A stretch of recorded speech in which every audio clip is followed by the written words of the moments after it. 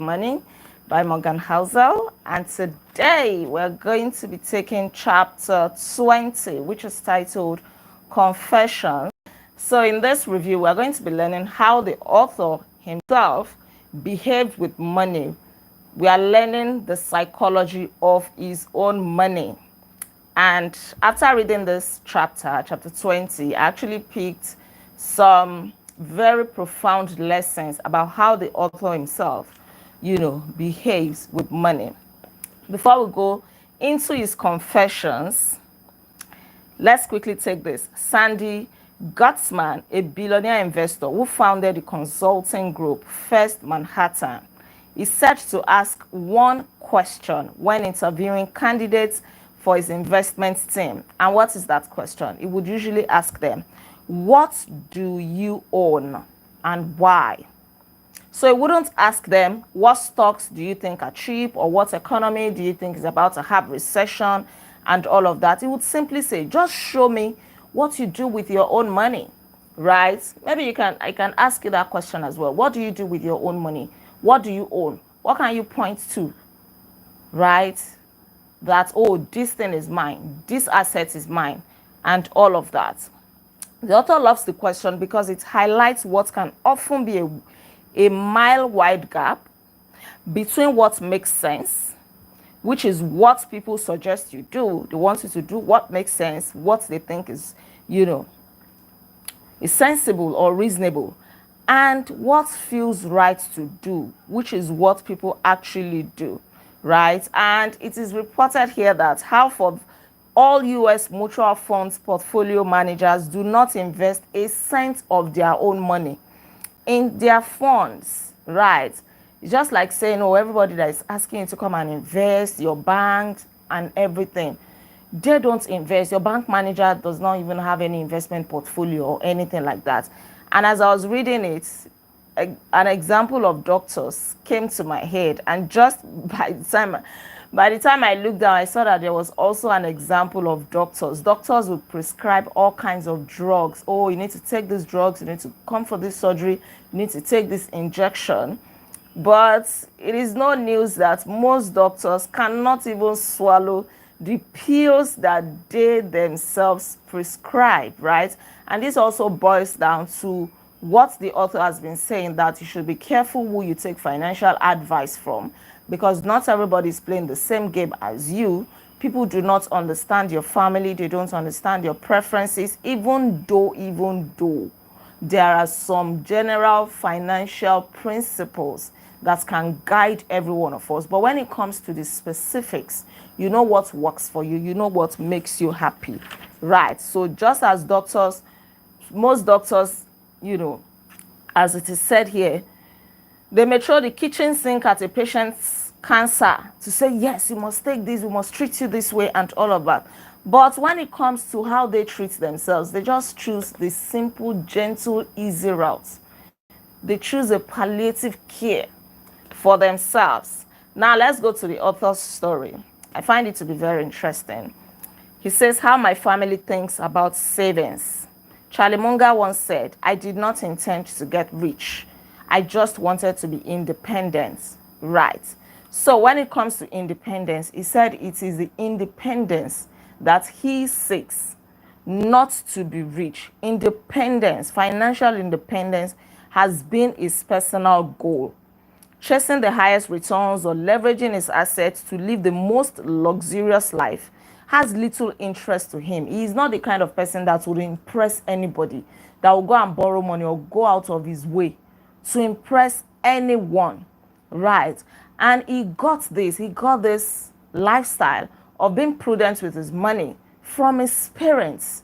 His parents were very prudent. There are two stages in their adult lives. One stage, they were dirty and poor, debt poor, not dirty. And we said debt poor, right? D-I-R-T, then poor. That means there are levels to poverty, right? So their own poverty was dirty, suggesting that they were down there. And the second stage, well, he said that his father became a doctor when he was at the age of 40, when he was 40 years old. And at that time, he already had 3 children. and earning a doctor's salary did not offset the frugal mentality. So even before he became a doctor at 40, he was already used to working hard, to being economical with his money so that he could feed his family, he could sustain them, he could take good care of them. So he was already used to that lifestyle. So when he became a medical doctor, he still maintained that lifestyle of being prudent, of being, economical with his money. The mentality was already there with him, right? The mentality of feeding 3 children out of nothing. So when he started earning well, he did not raise his lifestyle. He continued that way. And because he did this, he was able to save. He said his parents were big on saving. They saved a lot. Instead of them raising their lifestyle, they rather raised their savings when the father started earning more money. And after 2 decades, what did he do? He quit his job because he was an emergency doctor, an emergency room doctor. And that was a very stressful job. Don't forget the part where we read that if you are prudent with your money, you can buy time with your money. You can gain control over your time. If you have money, you're not going to take up any kind of job just because you are desperate to pay your bills or to put food on your table, So his father had been saving well. And after 2 decades, he quit his job. Now he had attained financial independence. He moved on to the next phase of his life. And this move of his dad really stuck with him. Being able to wake up in the morning and change what you're doing, right? On your own terms, whenever you are ready, seems like a grandmother of all financial goals. Independence to me doesn't mean you will stop working. It means you only do the work you like, with people you like, at the times you want, for as long as you want. So now that you are earning good money, if you are not financially wise, you may find yourself working actively, waking up early in the morning to go to work, even when you're 70 or 80 years old, when you're supposed to be resting or working on your own times, or just working passively, or not working at all, allowing your investment to be footing your bills, right? Achieving some level of independence does not rely on earning a doctor's income. It is mostly a matter of keeping your expectations in check and living below your means. See, I like to say this, that if you want to be financially free in life, start saving early, start investing early, save heavily. Like I like to say, forget about death. Some people bring up the mentality, oh, what if you die tomorrow? It doesn't mean that you will suffer because you're saving or you will look hungry. No, you still look well. Don't also forget the part where we said that most times, once we have all the basic things that we need and we're comfortable, anything outside that is just us fueling our ego. Oh, I want people to see that I'm wearing that flashy dress. Oh, I want people to see that I'm driving a Jaguar instead of a Corolla. Something like that, right? So keep your expectations in check. Keep your lifestyle in check. Keep your ego in check. He also told us about he and his wife. He said they met in college and they moved in together, even before they got married, blah, blah, blah. And they started living this frugal lifestyle. They were comfortable. They were okay. But their own comfort may mean poverty to some other persons. It may mean royalty to some other persons. So you know how comfortable you are. Being comfortable is relative. If I say I'm comfortable, somebody may look at me and say, you may are just comfortable like this. No, you are living large. Somebody else may say, are you sure you're comfortable? Are you sure you're not poor, right? So it is relative. But to them, they were comfortable. They had the good things of life. They had decent food, decent house, the decent car. They could eat good meals and all of that. And despite more than a decade of rising income, he was in the finance field. His wife was in healthcare. When they started getting more money, when they started earning more money, they did not increase their lifestyle. They rather increased their savings, and they were able to attain financial independence. They found a way to get the goalpost to stop moving. This means that they were not yearning for more. Now that we have more money, let's go and get a bigger car. Let's go and get a bigger house. Now let's, No, that's not what they did. Rather, they kept on saving heavily. And he said at a point, they bought a house outrightly, outright payment. Even though financial advisors would think that, oh, that was a foolish thing to do. Why didn't you buy it on mortgage? But to him, the independent feeling he got from owning their own house outright far exceeds the known financial gain he would get from leveraging assets with a cheap mortgage or from having to pay monthly. To him, that was happiness. That was independence. That the bank is not coming to knock on your door or sending you reminders every single month. That was independence for him. Don't forget that he's sharing the psychology of his own money. You necessarily do not have to take this. But if you find some of this to be useful to you, you can also adopt it, because I find them to be useful. Like, I'm also big on savings. Save, save, save. Invest, invest, invest. Try to balance things out. And like I said, it doesn't mean that you suffer or people will now be like, what's wrong with you? Are you okay? No. You still look good. You still be comfortable. You still be decent. As long as you're not fueling your ego or you're not trying to impress anybody. Right. So what he does, or he's still alive, may not work for everybody. Don't try to keep up with the Joneses. Live your own life. At the end of the day, it is your life. If you overspend and you get into debt, nobody's coming to rescue you. Nobody will save you. You are on your own. Right. Most of what we get pleasure from, like going for walks, reading, podcasts, cost little. Talking about him and his wife. Thankfully for them, they enjoyed reading, listening to podcasts, going for walks, strolling around. All of this did not cost much, and they were able to save. They were able to live decent lives. And he also said something here, that we also keep a higher percentage of our assets in cash. He likes to have cash around. For him, that is another form of independence, right? Instead of being short of cash and you are forced to sell off your stocks when you need money, when your plan is not going according to plan, or when you have emergency spendings to do.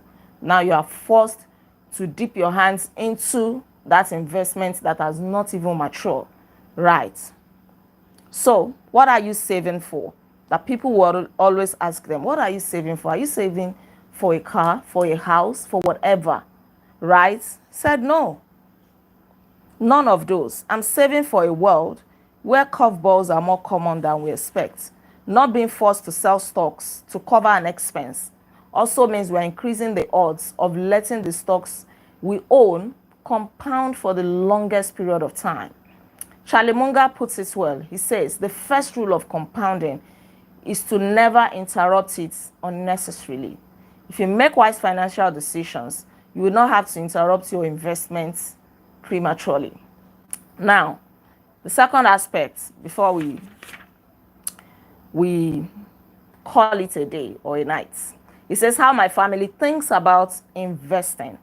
He started his career as a stock picker, right? At the time, he only owned individual stocks, mostly large companies like Berkshire Hathaway and Procter & Gamble, mixed with smaller stocks. He considered deep value investments. Now, when he was in his 20s, at any given point, he held something like 25 individual stocks. So he trained himself to start saving and investing from a very early age. So start early. You may not be as young as this, but it is never too late to start, right? It is never too late. Thank God January is almost ending. Make up your mind that you are going to save at the end of, no matter what, no matter the pressing needs, because needs will always be there. And by the time your savings grow, you put it into a profitable investment, right? If you had to summarize his views on investments, it will be this. Every investor should pick a strategy that has the highest odds of successfully meeting their goals, right? So what works for you may not work for me. Pick the strategy that works for your goals. What are your goals? Maybe you are saving to send your children to the best universities when they reach that university age, right? I may be saving so that when I retire, I can move into that mansion or be able to vacation around the world, You know the strategy that works for you. You know what you're saving for and how you want to successfully achieve that goal. So he said that he and his wife would invest money from every paycheck.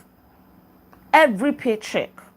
Once they spend what they had to spend, they would invest the leftover. There is nothing like, oh, what else can we buy with this money? And you now start thinking of what you shouldn't think of. Things that are not spoiled. To be like, it's time to replace the TV.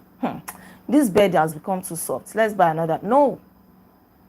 Once they are done with all their major expenses or whatever they needed to spend money on, the important things, they would invest the leftover. And we max our retirement account in the same funds. They contribute to their kids' 5 to 9 college savings plans. Yeah? My investing strategy doesn't rely on picking the right sector or timing the next recession. I'm reading straight up now. It relies on a high savings rate. Savings rate. Develop a saving culture.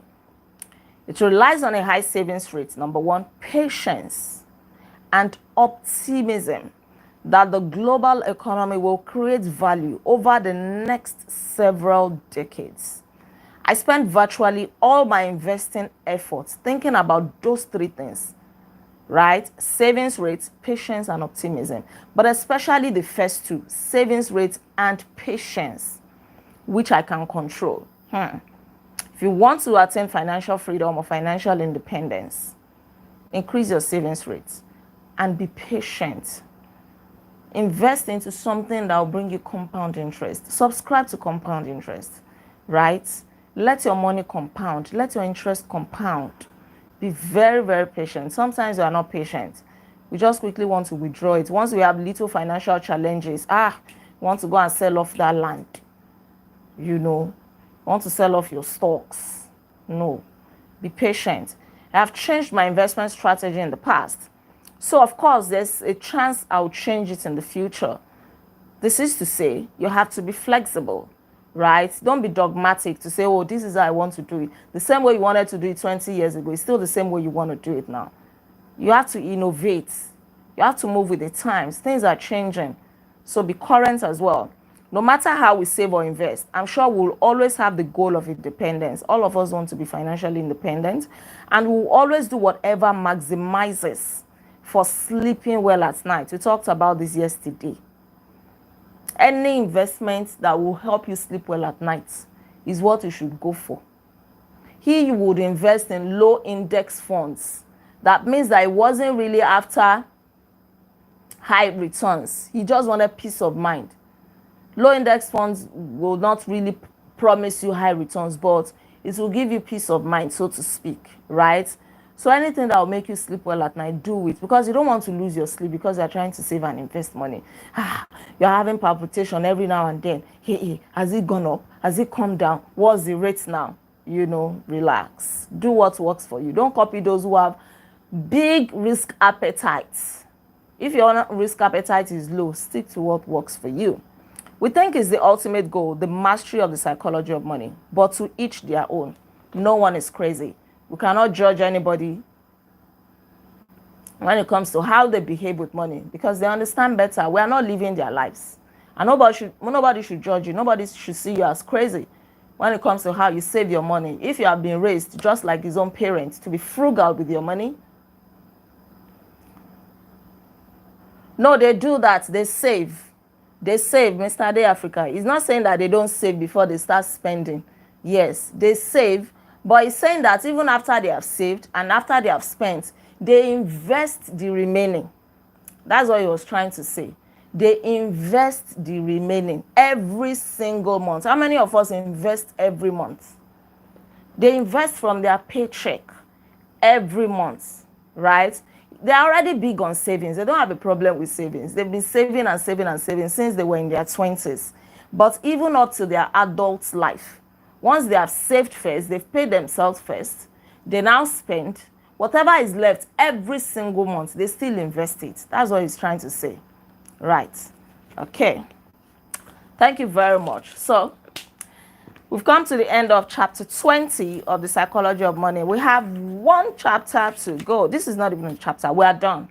Yay! This is a postscript, right? So we're actually done with the psychology of money. But tomorrow we're going to look at the postscript that says a brief history of why the U.S. consumer thinks the way they do. We'll definitely have some lessons to pick from here. Yeah, it's a long read, but I'll try my best to summarize it. Right. Thank you so much. God bless you. If you've come this far reading and reviewing this book with me, clap for yourself. Clap, clap, clap, clap, clap, clap, clap, clap, clap. Clap for yourself. God bless you all. I'll see you tomorrow as we wrap up the psychology of money. Bye, everyone. Take care. Don't forget to like this video. Drop your comments and please subscribe to my channel. In case you are yet to subscribe, I remain Olaide Agbaje, also known as First Lady. And on this channel, I inspire you to live intentionally. See you tomorrow. Until then, be intentional. Bye.